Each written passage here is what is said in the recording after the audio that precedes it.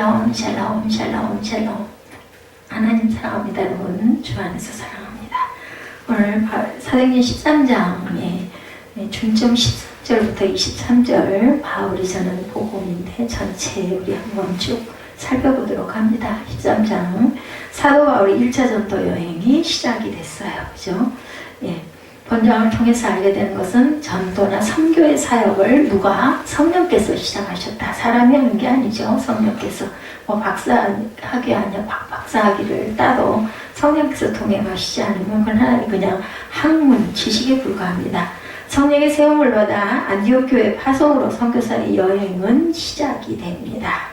안디옥 교회 파송, 안디옥이 중요한 의미는 여기서부터 그리스도인이라는 이름이 불리워지게 됐다. 이게 아주 중요하죠. 이방인들을 하나님께로 돌아오게 하려고 택함받은 그릇으로서의 삶을 바울은 그의 사역에서 경험하게 됩니다. 사울이 아닌 바울이 됐죠. 안디옥 교회 선교사 파송 1절에서 3절에 나타납니다. 복음의 기쁜 소식이 예루살렘과 팔레스타인을 거쳐 마침내 안디옥까지 전해지죠. 당시 안디옥 교회 지도자들 중에는 선지자들과 교사들이라는 매우 관심을 끄는 사람들이 있었어요. 예, 바나바와 시므온과 루기오와 마나엔 그리고 사울 그들이었다. 성령의 지시는 틀림없이 교회의 여러 선지자 중 한 사람을 통해서 주어졌을 것이고 그 한 사람이 금식하며 기도할 때 성령의 분명한 메시지를 받은 거겠죠. 바나바와 사울을 더 먼 지역의 사역을 위해 안디옥 교회에서 따로 세우라 이렇게 성령께서 말씀하시는 부분이 성경에 나타납니다. 2절에 보니까 13장 2절이죠. 주를 섬겨 금식할 때 성령이 이르시되 내가 불러 시키는 일을 위하여 바나바와 사울을 따로 세우라 하시니 이에 금식하며 기도하고 두 사람에게 안수하여 보내니라. 따로 보내죠. 그래서 3절에 보니까 이에 금식하며 기도하고 두 사람에게 안수해서 보냈다. 이렇게 해서 안디옥 온 교회는 바나바와 사울의 선교 사역에 동참하게 됩니다. 교회 선지자에 대해서 에베소서 4장 11절에 그가 어떤 사람은 물론 사도로, 어떤 사람은 선지자로, 어떤 사람은 복음 전하는 자로, 어떤 사람은 목사와 교사로 삼으셨다고 말씀하죠. 성령의 사역에 대해서 사도행전 16장 6절에 성령이 아시아에서 말씀을 전하지 못하게 하시거늘 그들이 부르기아와 갈라디아 땅으로 다녀갔다라고 나타냅니다. 아시아에서 말씀을 전하지 못하게 하니까 이제는 유럽 쪽으로 돌려서 가게 되죠. 고브로에 나타난 복음의 능력에 대해서 4절에서 12절에 증거합니다. 4절을 봅니다. 그 후 바나바와 사울은 오른테스 강 하구에 있는 안디옥 항구 시부기아 피에리아로 내려가 배를 타고 어디로? 구브로 섬으로 향했다. 구브로는 바나바의 고향이기도 합니다. 당연히 바나바의 마음을 자기 고향이니까 그죠? 그쪽으로 더 가고 싶었을 것입니다. 구브로의 살라미에 도착하여 로에다에서 하나님의 말씀을 전파하고 섬 전체를 횡단 여행하며 복음을 증거하죠. 구브로 섬은 그 길이가 약 22km, 폭은 96km, 굉장히 넓죠. 폭이 길이가 22km가 아니라 224km입니다. 224km, 폭은 96km. 당시 구브로 섬은 인구가 굉장히 밀집이 되어 있는 그런 편이었는데 선교사 일행은 구브로 섬에서 많은 시간을 들여 복음을 전했겠죠. 인구가 밀집하니까. 선교사 일행이 구브로 섬의 서쪽 끝에 있는 바보라는 섬에 도착했을 때 총독 서기오가 바울을 만나죠. 그 총독은 바울이 전한 말씀을 듣고 예수를 믿게 됩니다. 7절에 보면은 그렇게 나타나 있죠. 예, 그가 총독 서기오 바울과 함께 있으니 서기오 바울은 지혜 있는 사람이라 바나바와 사울을 불러 하나님의 말씀을 듣고자 하더라 라고 나타납니다. 이렇게 해서 예수를 믿는 역사가 일어납니다. 8절에 보니까 마술사 엘루마는 이름을 번역하면 마술사래요. 엘루마라는 뜻은 그들을 대적하여 총독으로 믿지 못하게 힘쓰니 바울이라고 하는 사울이 성령이 충만하여 그를 주목하고 이르되 모든 거짓과 악행이 가득한 자여 마귀의 자식이여 모든 의의 원수여 주의 바른 길을 굽게 하기를 그치지 아니하겠느냐. 보라 이제 주의 손이 내 위에 있으니 내가 맹인이 되어 얼마 동안 해를 보지 못하리라 하니 즉시 안개와 어둠이 그를 덮어 인도할 사람을 두루 구하는지라. 예, 총독이 그렇게 된 것을 보고 믿으며 주의 가르치심에 놀랍게 여기더라. 12절에 이 모습을 보고 총독이 예수를 믿게 되죠. 예, 기적과 이사 이것처럼 아주 강력한 무기는 없습니다. 근데 또 그렇게 믿고 나서도 변화되는 사람도 너무나 많아요. 나중에 실적대로 보고 믿었는데도 나중에는 돌이키기도 합니다. 그래서 이 사실이 서기오 바울이 회개할 수 있는 계기가 되죠. 바고에서 사울이 총독 서기오 바울을 만난 후부터 사울은 계속 그때부터 바울로 불려졌다라고 구절에서 증거되어 있습니다. 예, 바울이라고 하는 사울이 성령이 충만하여 그를 주목하고 이 시점부터 예, 사울이 아닌 바울로 불러지게 되죠. 예, 바울이라고 하는 사울 여기서 나타납니다. 예, 거짓 선지자에 대해서 마태복음 7장 15절에 거짓 선지자들을 삼가라. 양의 옷을 입고 너에게 나오나 속에는 노략질을 하는 예, 일이다. 예, 이렇게 나타납니다.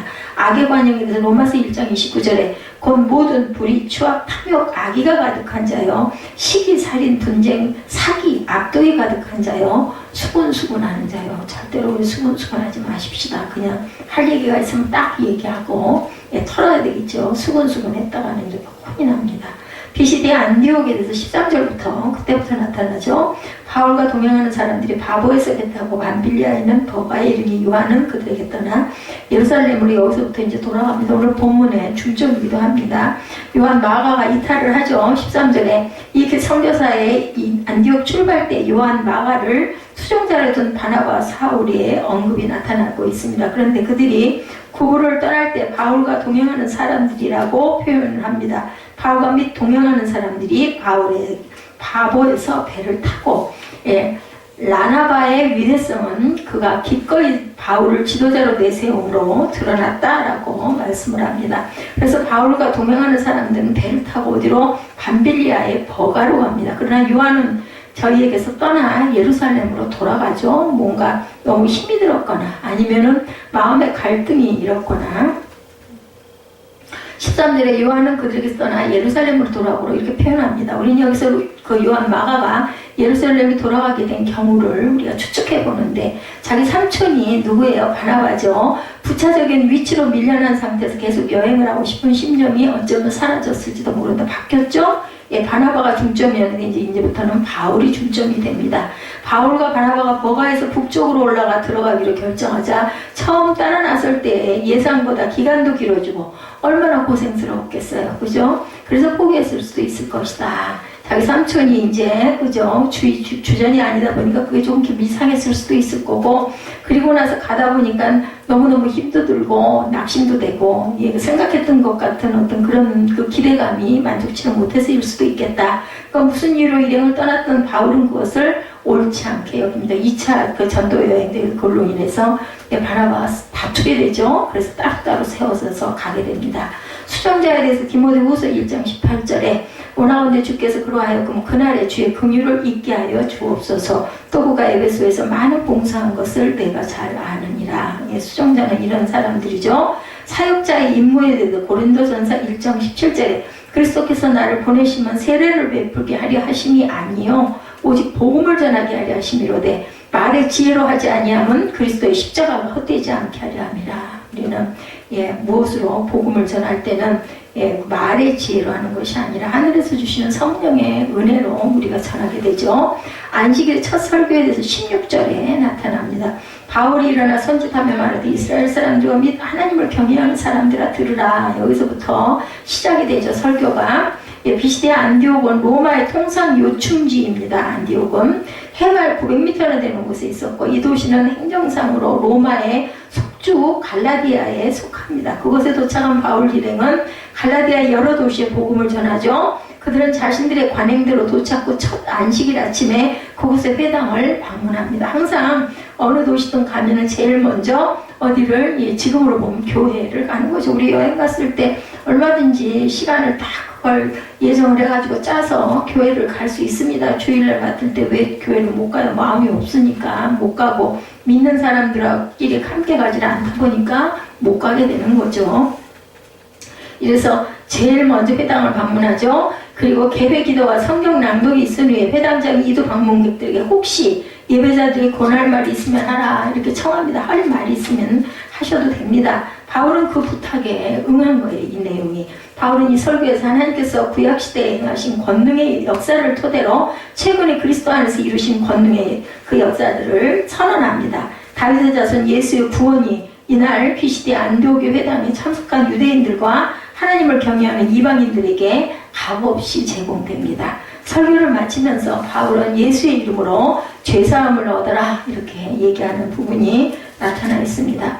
38절에 보면 하나님께서 살리신 이는 썩음을 당하지 아니하였나니 38절에 그러므로 형제들아 너희가 알 것은 이 사람을 힘입어 죄사람을 너희에게 전하는 이것이며 이 사람이라는 것은 예수님이죠. 그리고 또 모세의 율법으로 너희가 의롭다 하심을 얻지 못하던 모든 일에도 이 사람을 힘입어 믿는 자마다 의롭게 하심을 얻은 것 이것도 예수님이죠. 그런즉 너희는 선지자들을 통하여 말씀하신 것이 너희에게 미칠까 삼가라 일렀을 때 보라 멸시하는 사람들아 너희는 놀라고 멸망하라 내가 너희 때를 당하여 한 일을 행하는 것이니 사람이 너희에게 일러줄지라도 도무지 믿지 못할 일을 하였느니라 하니라. 그들이 나갔을 사람들이 청하되 다음 안식일에도 이 말씀을 하라 하더라. 다시 또 한 번 들려주십시오 하고 요청을 하죠. 뭐라고 얘기를 해요? 아무리 얘기를 해도 너희들이 알지를 못하니 너희는 놀라고 멸망하라고 얘기합니다. 내가 너희 때를 당하여 한 일을 행할 것이니 사람이 너에게 일러줄지라도 너희에게 도무지 믿지를 않는구나 했더니 더 알려주십시오. 두 번째에도 설교를 해달라서 42절에 보면 이 요청에 따라서 설교를 다시 하게 되죠. 그래서 유대인들의 시기와 논쟁이 나타납니다. 하나님의 은혜에 대해서 고린도전서 3장 10절에 보니까 내게 주신 하나님의 은혜를 따라 내가 지혜로운 건축자와 같이 터를 닦아주매 다른 이가 그 위에 세우나 그러나 각각 어떻게 그 위에 세울까를 항상 우리는 조심해야 된다. 세울 때 무엇을 세울 때 항상 어떻게 세울까 기도해야 되겠죠. 안식일 두 번째 설교입니다. 유대인들의 시기와 논쟁이 나타나죠. 바울의 설교는 회당에 모인 유대인들과 특히 하나님을 경외하는 이방인들 중 많은 이들에게 큰 감동을 주고 그 결과 많은 사람이 복음을 믿게 됩니다. 이때 참석했던 이방인들은 주위 사람들에게 또한 그 소식을 전했겠죠. 그 다음 안식일에는 이방인들이 큰 무리가 또한 회당으로 달려 나오게 됩니다. 44절에 그 다음 안식일에 온 시민이 거의 다 하나님의 말씀을 듣고자 하여 모이니 하죠. 유대인들이 그 무리를 보고 시기가 가득하여 바울이 말한 것을 반박하고 비방하는데 이제 유대인들은 또 이제 셈을 내는 거죠. 46절에 바울과 바나바가 담대히 말하 이르되 하나님의 말씀을 마땅히 먼저 너에게 전할 것이로되 너희가 그것을 버리고 영생을 얻기에 합당하지 않은 자로 자처하기로 우리가 이방인에게로 향하노라. 너희들이 안 믿으니까 이방인에게 우리는 향한다. 47절에 주께서 이같이 우리에게 명하시되 내가 너를 이방의 빛으로 삼아두고 땅 끝까지 구원하게 하리라 하셨느니라 하니 이방인들이 듣고 기뻐하여 하나님의 말씀을 찬송하며 영생을 주시기로 작정된 자는 다 믿더라. 여기도 보니 영생을 주시기로 작정된 자는 믿더라 이렇게 얘기합니다. 그러니까 사람이 힘으로 믿을 수 있는 게 아니죠. 주의 말씀이 그 지방에 두루 퍼지니라. 이에 유대인들이 경건한 귀부인들과 그 신의 유력자들을 선동하여 바울과 바나바를 박해하게 하여 그 지역에서 쫓아내니 두 사람이 그들을 향하여 발에 티끌을 떨어버리고 이고니온으로 가거늘 제자들은 기쁨과 성령이 충만하니라. 여기서 그렇게 쫓아내니까 발에 티끌도 털어버리고는 이고니온으로 가고 제자들은 기쁨과 성령이 충만합니다. 비방을 받아도 우리는 기쁘다. 이렇기 때문에 사역을 감당할 수가 있는 거죠. 혼자는 정말로 어렵습니다. 이렇게 제자들이 있었기 때문에 함께 해나갈 수가 있었던 거죠.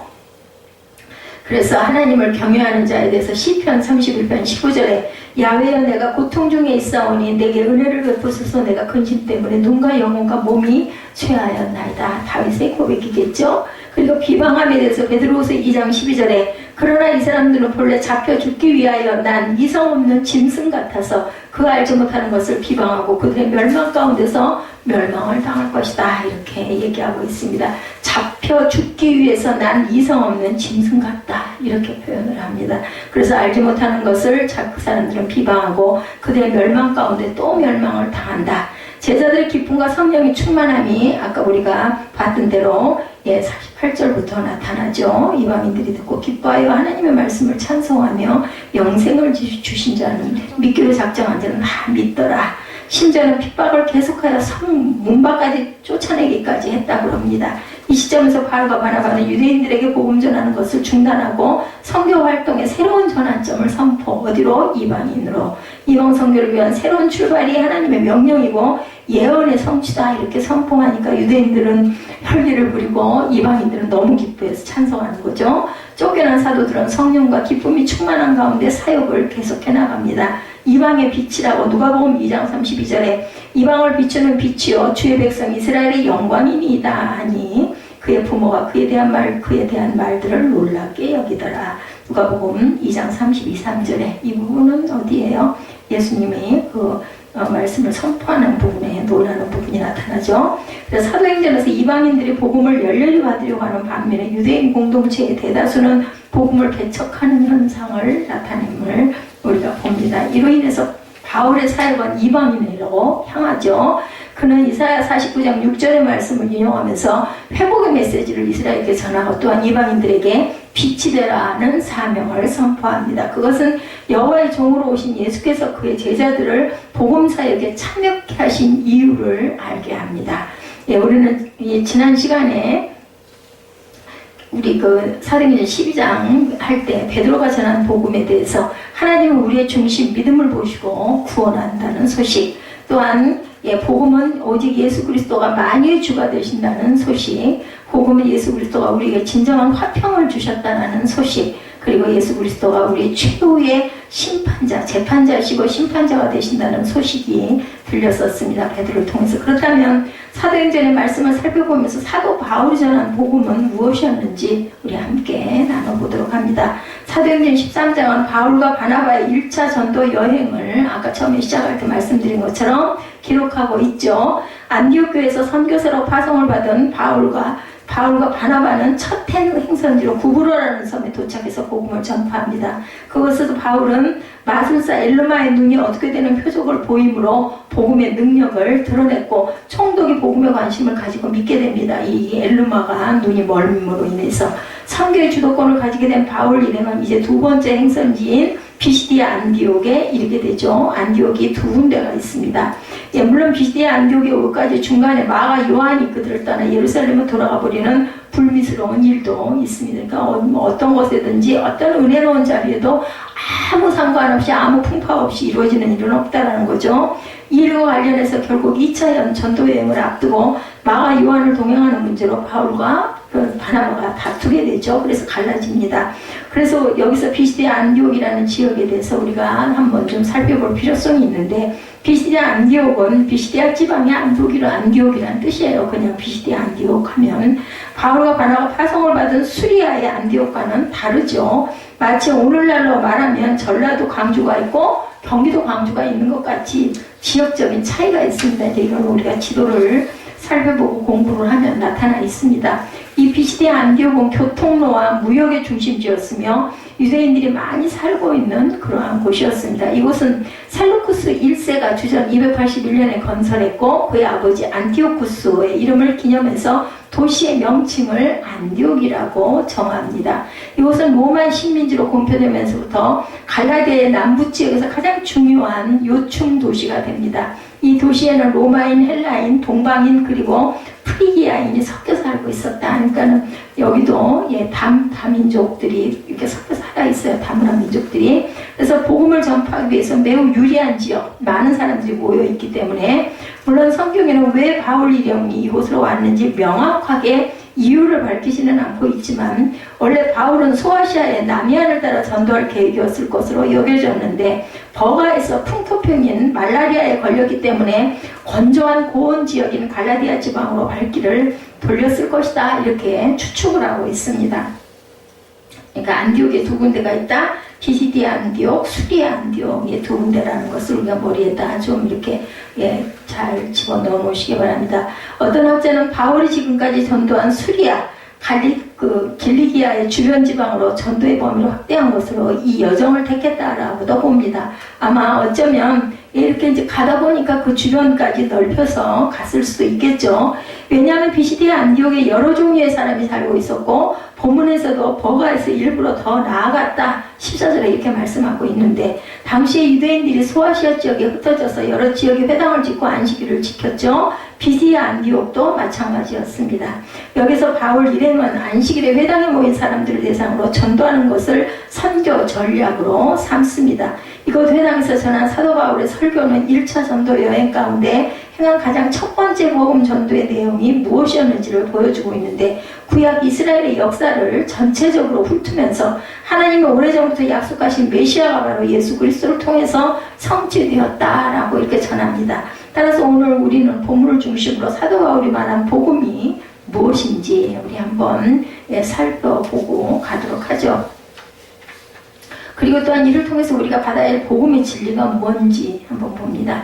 바울이 전한 복음은 구약에서 말하고 있는 세 가지 중요한 직분, 선지자, 제사장, 왕의 실체로 오신 분이 바로 누구다? 예수 그리스도시다. 23절에 그렇게 증거하죠. 사도 바울은 구약의 이스라엘 역사를 이야기하면서 구약에 나타난 세 가지 종류 아주 중요한 직분과 그 직분과 관련된 인물들에 대해서 얘기하고 있습니다. 17절부터 다시 보면, 이스라엘 백성이 하나님이 우리 조상을 택하시고 애굽 땅에서 나그네 된 그 백성을 높여 큰 권능으로 인도하여 내사, 이렇게 말씀하고 있습니다.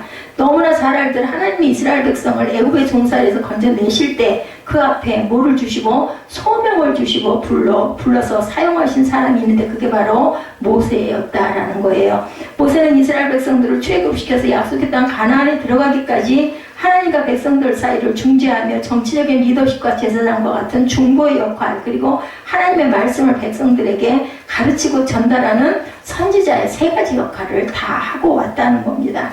무엇보다도 모세는 하나님의 대리통치자로 이스라엘을 하나님의 나라, 하나님의 백성으로 만드는데 정말 혼신의 힘을 다 기울였다라는 거죠.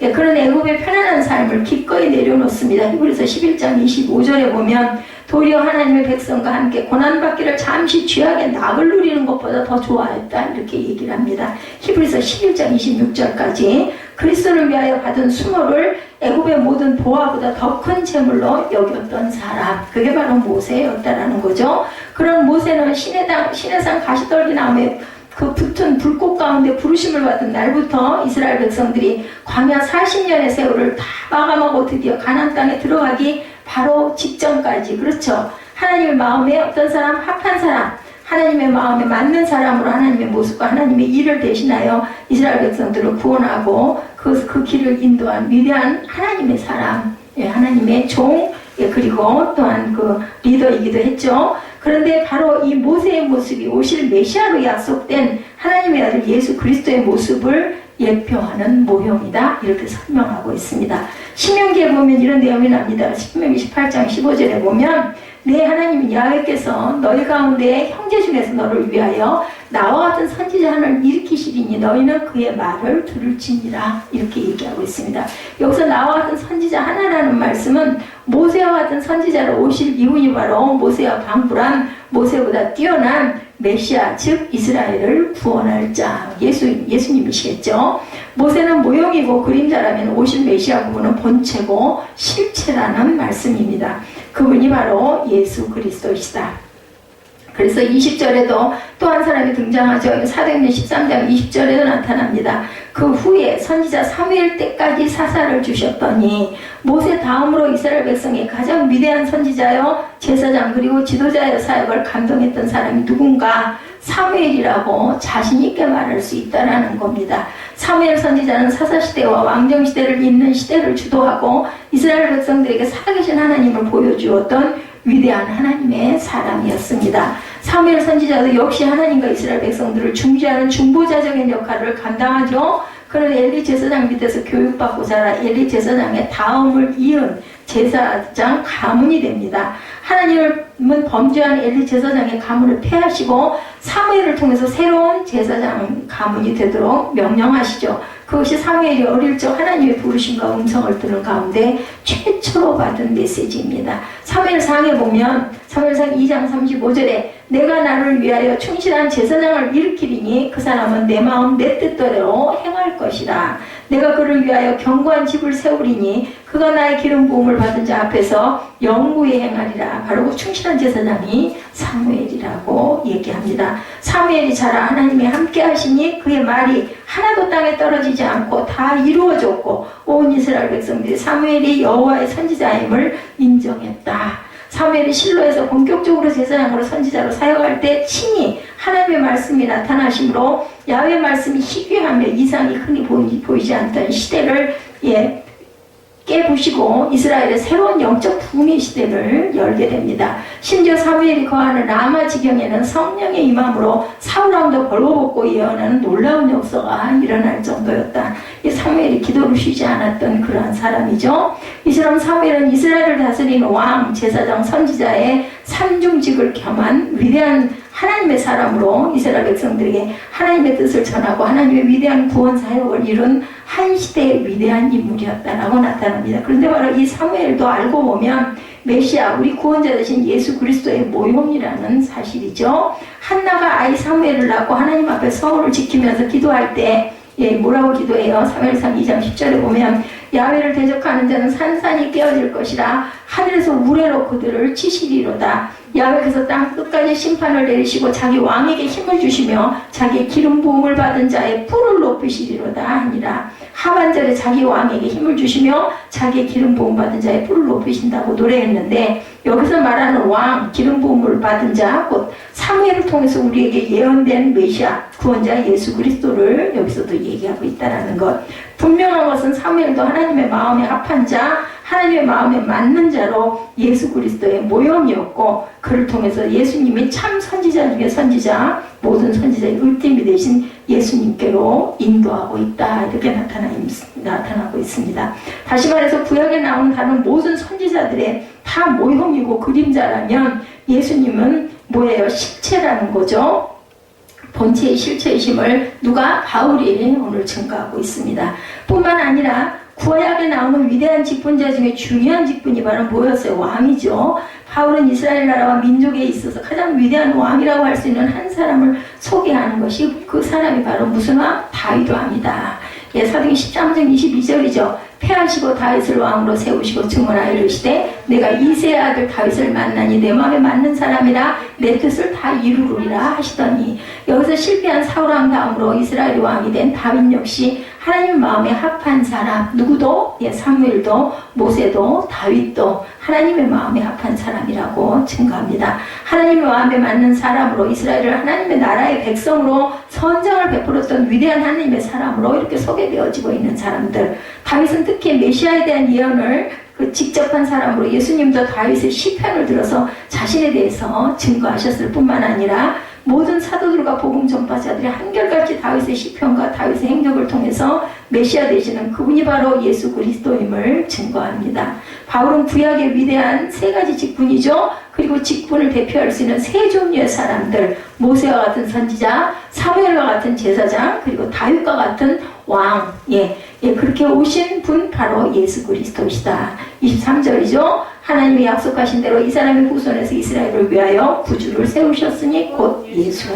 이게 중심입니다. 내 마지막 23절이 하나님이 약속하신 모세의 후손으로 하나님이 약속하신 사무엘의 후손을 하나님 마음에 맞는 사람에게 칭찬했던 다윗 왕의 후손으로 오실 메시아가 바로 유대인들이 모함하고 충동질해서 십자가에 죽게 하고 3일 만에 부활하신 예수 그리스도라는 사실이 명백히 증거가 됩니다. 우리가 믿는 예수 그리스도는 시시한 분, 결코 그런 분이 아니다. 예수님은 단순히 훌륭한 스승, 뛰어난 사상자, 말씀의 귀재, 사랑의 화신, 이스라엘의 새로운 정체성을 심어줄 정치적인 리더십이 아니라는 겁니다. 예수님은 이 모든 것을 다 포함하면서 이 모든 것을 다 초월하면서 궁극적으로 이스라엘 민족을 넘어서서 인간에게 얼마든지 그리스도 예수 안에서 부르심을 받고 복음을 통해 구원을 주시는 바로 그 메시아 하나님의 아들 그리스도, 사람이 아니에요. 이분은, 그죠? 그렇기 때문에 무슨 위대한 그런 인물로 끝날 수가 없다. 뭐 석가니 공자니 뭐 같다, 이거는 있을 수 없는 거다. 왜냐하면 사람이 아니고 신이기 때문에.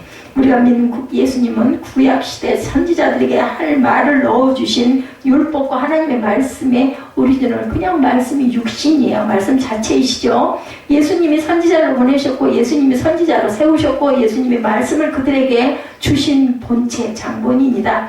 우리가 믿는 예수님은 구약시대의 모든 제사장들, 즉 하나님과 이스라엘 백성들 사이를 중보했던 제사장들을 대표하는 그런 영원하고 유일한 하나밖에 안 계신 대제사장이 되셔서 하나님과 원수되었던 우리를 그들 그 자신이 희생물이 되심으로 원수였던 우리로 화목하게 하심으로 하나님 앞에 당당히 나아가 아바 아버지라고 부르짖을 수 있는 권한을 주신 분, 그분이 바로 예수 그리스도시다. 그래서 우리가 항상 기도할 때는 예수님의 이름으로 기도합니다가 들어가죠. 우리가 믿는 예수님은 구약시대 한 획을 긋고 이스라엘의 모든 왕들의 표준이 되며 모범이 되었던 다윗 왕을 통해서 단순히 한 나라의 통치자가 아니라 모든 보이는 것과 보이지 않는 것, 그리고 사망 권세까지도 그분 앞에 굴복하게 하는 만왕의 왕, 만주의 주가 되시며 하나님 나라의 참된 왕이시며 통치자가 되시는 분이 자신이심을 계시해 주신다. 그래서 우리 찬양의 모든 부분은 전부 다 예수 그리스도와 연결이 되죠. 그래서 항상 왕이신 하나님을 우리가 찬송하는 그런 찬송을 부르게 됩니다. 바로 그 예수님이 이 세상에 성경대로 오셨고 성경대로 죽으셨고 성경대로 다시 살아나셨다. 그 핵심이 바로 예수 그리스도의 십자가 죽음과 부활. 그러니까 그 돌아가신, 십자가 못 박혀 돌아가신 구원 그리고 부활, 두 가지가 아니면은 절대로 십자가는 이루어질 수도 없고 기독교는 있을 수가, 존재할 수가 없다. 무슨 뭐 철학이니 무슨 학문이니 뭐 무슨 뭐니 다 소용이 없죠. 두 가지만, 두 하나만 딱 알면 됩니다. 우리의 구원, 예수님이 돌아가심으로 인해 우리가 그 피값으로 구원받고 사흘 만에 다시 부활하심으로 우리도 부활의 영생의 생명을 얻었다. 그냥 이렇게만 대답하면 됩니다. 뭐 대단한 신학적인 거 아무것도 몰라도 돼요.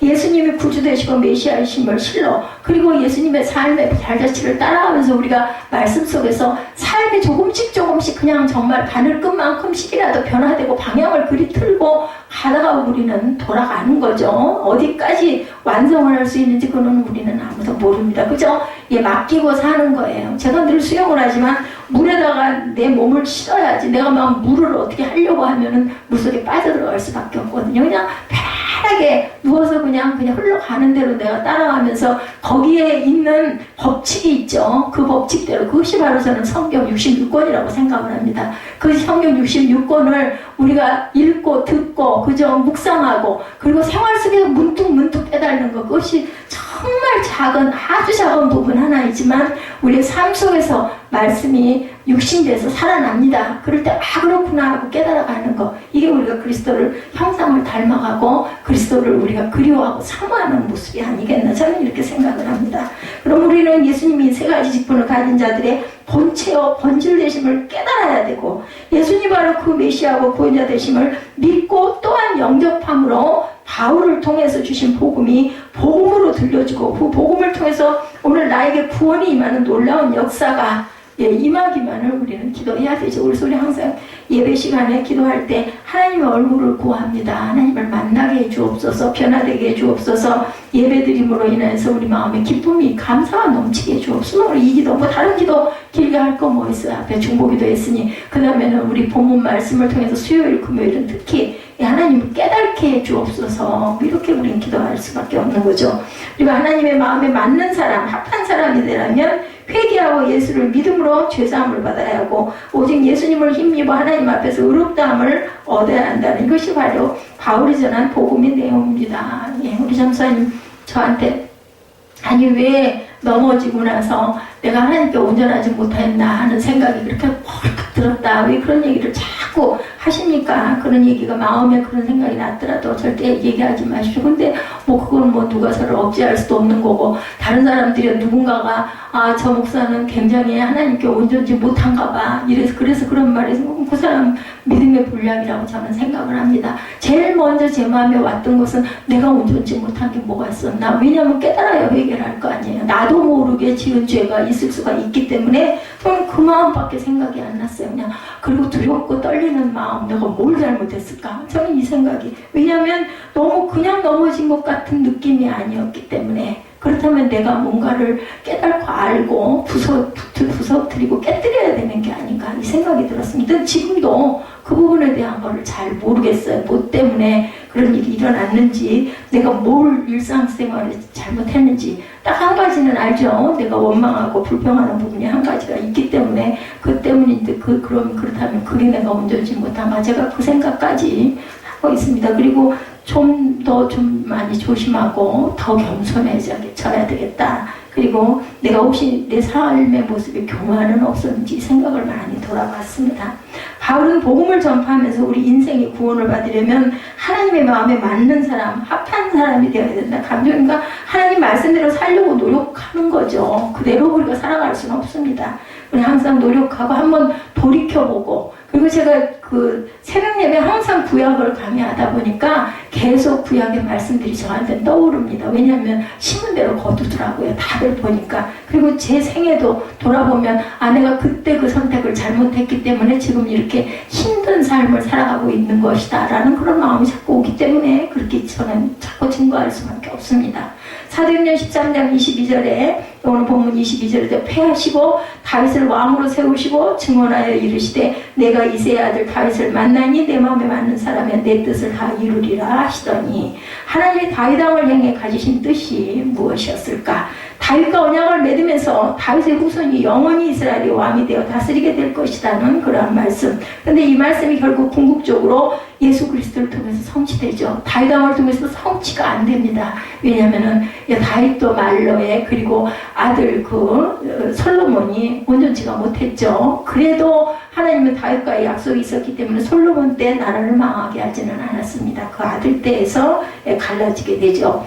하나님 우리 개개인을 향한 참으로 복된 뜻, 그것은 바로 아까도 말씀드렸지만 구원입니다. 이 두 글자, 이거 분명히 우리가 알아야 된다. 그러니까 복된 소식, 굿뉴스는 구원이에요. 그리고 또다시 부활입니다. 구원이 없는 인생은 불행한 인생이죠. 저주 가운데 거하는 인생이고 실패한 인생이다.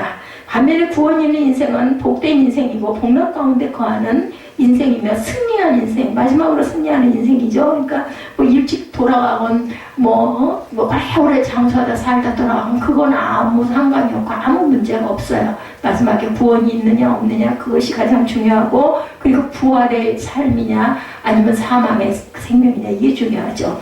성경은 하나님의 본심에 대해서 분명히 말씀합니다. 에레미야가 3장 33절에 주께서 인생으로 고생하게 하시며 근심하게 하시면 본심이 아니시로다. 왜 그렇게 하시느냐? 깨닫게 하려고 그렇게 하신다. 저는 늘 그런 생각을 하면 결론은 뭐냐? 그래도 감사합니다 해요. 정말 내가 왜 사람들에게 온전한 대접을 못 받고 나는 늘상 이렇게 점점 갈수록 더 천한 모습이 되고 더 공고한 모습이 될까, 이런 마음이 들다가도 뭔가를 하나님이 이렇게 깨달으라고, 이런 귀한 거를 느끼라고, 그래서 나를 깨닫게, 나를 포기하지 않으셨기 때문에 오늘도 깨닫게 하시고, 그리고 이 힘든 길을 내가 그것을 극복하고 가게 하시는구나, 감사하다, 이런 마음밖에 감사할 것밖에 없습니다. 더 이상 죄와 사망의 고통으로 인해서 고생하며 근심 가운데 살아가는 인생이 아니라 그리스도를 통해서 죄와 사망의 저주에서 우리를 풀어주시기 위해서 참된 생명과 소망 가운데 살아가는 인생으로 만들어주시를 원하는 것이 바로 하나님의 뜻이다. 바로 이것이 구원이죠. 그런데 이같이 구원받은 인생이 되려면 그리스도를 믿고 철저히 회개함으로 죄사함을 받아야 한다. 그건 반드시 통과해야 될 관문입니다. 그래서 전에 제가 그거 한번 말씀드린 적이 있었죠. 하나님한테 절대로 불가능한 거, 구원받지 않은 사람을 용서하실 수가 없다. 구원받지 않은 사람은 절대로 구원할 수 없다. 그 얘기 제가 말씀드린 것 같아요. 예, 38절이죠. 그러므로 형제들아 너희가 알 것은 이 사람을 이기고 죄사함을 너희에게 전하는 이것이며 예수님만이 우리의 죄와 사망의 문제를 해결해 주신 분이다. 그것을 어떻게 알 수 있는가? 23절에 예수님이 우리의 구주이시기 때문이고 30절에 예수님은 죽은 자 가운데서 다시 살아나셨기 때문이다. 따라서 그분만이 우리의 모든 죄와 허물을 용서해 주실 수 있고 우리로 하여금 하나님 앞에 당당히 세워주실 수 있는 분이 바로 흠없는 분, 그리고 죄짓지 않은 그분, 그리고 그 사람의 모습이 아닌 하나님이신 그분이죠. 누구든지 예수님을 힘입지 않고는 거룩하고 완전하신 하나님 앞에 감히 나설 수가 없는 저와 여러분들이다. 구약의 스가랴 선지서에 보면 이런 말씀이 나오죠. 스가랴가 환상 중에 이런 장면을 봅니다. 당시 제사장이었던 여호수아가 하나님 앞에 섰고 사탄이 그의 옆에 서서 그를 정죄하며 대적하는 장면이 보이는데 여호수아라는 한 인간의 영적 형편을 무엇이라고 묘사했냐면 불에 거슬린 나무다 이렇게 얘기하고 있습니다. 불에 대어 더 이상 아무런 쓸모가 없이 버려줄 수밖에 없는 죄악된 인생. 근데 그 모습을 더러운 옷을 입고 있는 모습으로 환상 중에 보여주셨다라는 거예요. 그런 모습으로 사탄의 정죄만 당할 뿐 결국 하나님 앞에 진노와 형벌을 받을 수밖에 없었다. 그런데 하나님이 긍휼을 베풀어 주셔서 천사에게 명령해서 대제사장 여호수아의 더러운 옷을 벗기고 아름다운 옷을 입혀주십니다. 머리에는 정결한 관을 씌워주시죠. 거슬린 나무처럼 아무런 자격이 없고 쓸모없던 인생을 하나님이 이 더러운 옷을 친히 벗겨주신다는 겁니다. 그리고 아름다운 옷과 그리고 정결한 관을 씌워주신다. 우리가 하나님 앞에 서기 위해서는 정결함을 받아야 되죠. 죄사함을 받아야 합니다. 그런데 우리 스스로 정결해지고 죄 문제를 해결할 수 있는 능력을 가진 자는 아무도 없다. 따라서 우리는 하나님의 긍휼과 자비만 바랄 수밖에 없다라는, 그러려면 우리는 겸손해야 되겠죠. 그리고 정직해야 합니다. 놀랍게도 하나님은 예수 그리스도의 십자가 속죄와 대속을 통해서 우리의 죄를 덮어주시고 죄 문제를 해결할 수 있고 죄의 용서함을 받을 수 있는 길을 열어주신 것. 그래서 사도행전 5장 30절에 사도 베드로와 요한도 이렇게 증거하죠. 너희가 나무에 달아 죽인 예수를 우리 조상의 하나님이 살리시고 이스라엘에게 회개함과 죄사함을 주시려고 그를 오른손으로 높이사 임금과 구주로 삼으셨느니라 이렇게 증거합니다. 따라서 우리가 구원을 받으려면 예수님 앞에 우리의 죄악을 철저히 회개하고 죄사함을 받아야겠다. 우리의 죄악이 무엇인가? 아무런 죄도 없는 예수님을 우리가 십자가에 못 박아 죽인 것도 우리의 죄입니다. 우리의 무지와 불순종, 우리의 그 반역과 교만, 우리의 폐역과 부정이 그분을 십자가에 못 박아 버린 것이다. 그런 우리를 예수님이 대신해서 기꺼이 그분의 무지와 피로 우리를 하나님의 진노와 심판에서 벗어나도록 죄를 가리우시고 우리가 받아야 할 진노와 형벌을 예수님이 대신 받으심으로 대속해 주셨다. 대신 속죄해 주시죠. 성경은 히브리서 9장 14절에 하물며 영원하신 성령으로 말미암아 흠없는 자기를 하나님께 드린 그리스도의 피가 어찌 너의 양심을 죽은 행실에서 깨끗하게 하고 살아계신 하나님을 섬기게 하지 못하겠느냐 이렇게 말씀합니다. 우리는 그리스도 안에서 그의 은혜의 풍성함을 따라 그의 피로 말미암아 죄사함을 받아야 된다. 에베소서 1장 7절 말씀이죠. 히브리서 9장 14절 말씀 우리 찾으셨으면 함께 합독합니다. 하물며 영원하신 성령으로 말미암아 흠없는 자기를 하나님께 드린 그리스도의 피가 어찌 너의 양심을 죽은 행실에서 깨끗하게 하고 살아계신 하나님을 섬기게 하지 못하겠느냐. 우리는 그리스도 안에서 그의 은혜의 풍성함을 따라 그의 피로 말미암아 속량 곧 죄사함을 받아야 될 것이라는 거죠. 이것이 바로 복음입니다. 복음은 자격 없는 우리를 하나님 앞에 서게 하며 하나님이 주시는 구원을 받을 수 있도록 죄 용서를 베풀어 주신 하나님의 은혜고 하나님의 사랑인 것을 우리가 잊어서는 안 되겠습니다. 뿐만 아니라 나아가 예수님이 우리의 죄를 대신 지시고 십자가에 달려 돌아가셨다가 사흘 만에 부활하심을 믿는 그 믿음 때문에 하나님 앞에 의롭다함을 입었다라는 것도 절대로 잊어버려서는 안 되겠죠. 믿음으로 말미암은 의, 이것이 바로 바울이 전한 복음의 핵심이고 결론입니다. 믿음으로 말미암은 의. 그래서 39절에 오늘 본문 13장 39절에 모세의 율법으로 너희가 의롭다 하심을 얻지 못하던 모든 일에도 이 사람을 힘입어 믿는 자마다 의롭다 하심을 얻은 이것이다. 이렇게 증거되어 있습니다. 이 부분은 그 바울은 로마서에서 더욱 구체적으로 말씀하죠. 로마서 3장 20절에서 26절까지 말씀합니다. 누구든지 율법을 지키는 것으로는 하나님 앞에서 아무도 의롭다는 인정을 받을 수가 없는데 율법은 다만 우리가 죄인이라는 사실을 깨닫게 하는 것뿐이다. 율법은 그렇죠. 3장 21절에 그러나 지금은 율법과 관계없이 하나님에게 의롭다함의 인정을 받을 수 있는 길이 열렸다. 그것은 율법과 예언자들에게서 이미 증거된 바다. 로마서 3장 22절입니다. 예수 그리스도를 믿는 사람이면 누구나 차별 없이 하나님께서 의롭다는 인정을 받게 된다는 거죠.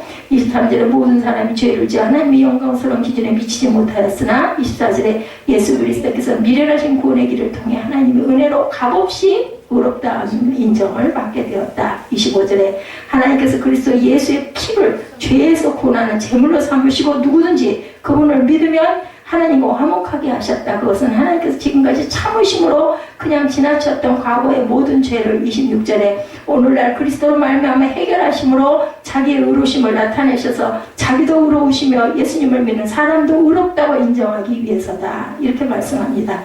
바울은 모세의 율법으로는 얻을 수 없었던 칭의를 예수님의 십자가 대속의 죽음과 부활을 통해서 예수님을 믿음으로 얻을 수 있는 것이다. 이렇게 역설하죠. 이러한 칭의는 죄의 전가의 근거를 두고 있습니다. 우리의 죄를 십자가에 못 박히신 예수님이 모두 짊어지시죠. 여기서 우리의 죄를 예수님에게 전가한다는 것은 우리의 어떤 행위로 이루어지는 것이 아니라 뭘로? 믿음으로 된다는 거죠. 율법이 사람을 의롭게 만든 일에는 실패했지만 예수님은 자신의 대속의 공로로 우리가 하나님 앞에 의롭게 될 수 있는 길을 열어놓으셨다라는 겁니다. 사람이 의롭다함을 받는 것은 율법의 바탕을 둔 어떤 제사나 의식, 윤리와 도덕이라는 행위에 있지 않고 예수 그리스도 안에만 있다는 것이 바로 바울의 복음입니다. 즉 예수 그리스도를 통한 이심칭의, 이심듣기가 복음의 핵심이고 불변의 진리임을 말하죠. 우리는 진심으로 바울이 전하고 있는 복음의 핵심을 깨닫고 믿음으로 그대로 우리가 받아들이고 있는지를 생각해 보시기 바랍니다. 진정으로 사람이 구원받게 되는 길이 예수 그리스도의 십자가 대속을 통한 죄사함을 받고 오직 예수님을 믿는 믿음 때문에 의롭다함을 얻게 된다는 복음의 핵심 원리를 우리가 인정하고 있는가? 아멘입니다. 혹시 오늘 우리는 여전히 교회 안에 복음이 복음으로 선포되지 않고 무시되고 가볍게 여겨지는 것이 당연하다는 생각으로 여전히 복음을 가볍게 여기고 하찮게 여기는 치명적인 영적 무지병에 걸려있지는 않은지 복음이 복음 되기를 소망합니다. 복음이 굿뉴스죠. 복음이 복음으로 선포되기를 원합니다. 복음이 복음으로 인정되고 복음 앞에 무릎을 꿇고 복음으로 우리의 전 인격과 전 삶이 변화되는 능력을 경험하기를 소원합니다. 오늘 바울이 우리에게 들려진 이 위대한 복음이 바로 저와 여러분 그리고 이 세상을 변화시키고 새롭게 하고 나아가 하나님 나라의 위대한 역사를 이루어 가장 강력한 능력임을 깨닫고 복음의 감격과 기쁨 속에서 복음을 통해 주신 하나님의 은혜와 사랑 속에 거하는 저와 여러분 되시기를 주님의 이름으로 축복합니다.